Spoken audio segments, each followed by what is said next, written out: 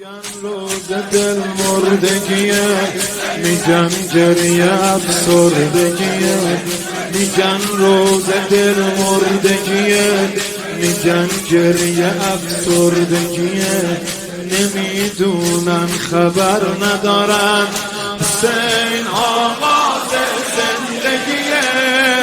اتفاقا روزه نور میده دلا رو، اتفاقا گریه میبره بلا رو، اتفاقا حسین حسین زنده کرده ما پای همین پرچم، دل خوش به تولاییم با گریه به سارالله، ما فاتح دنیاییم. این سوز آب و کار لا تبرد ابدا، این سوز آب و کار لا تبرد ابدا، این سوز آب و کار. جواب دستت بالا باشه. ابدا این سوز آه و کار لا تبرد ابدا.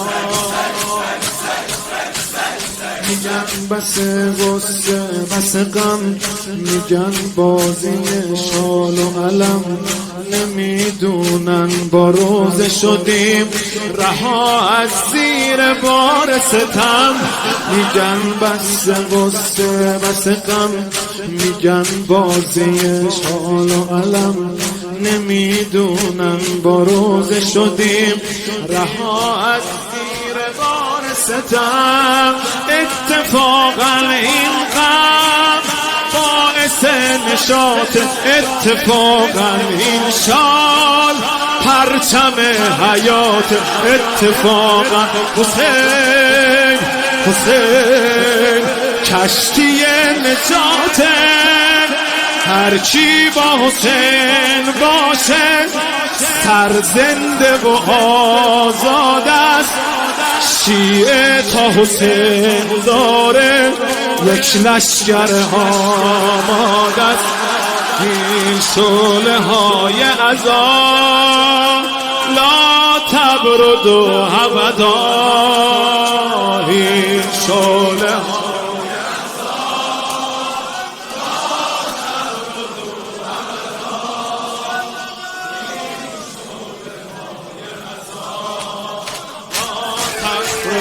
ابدا، این شعله های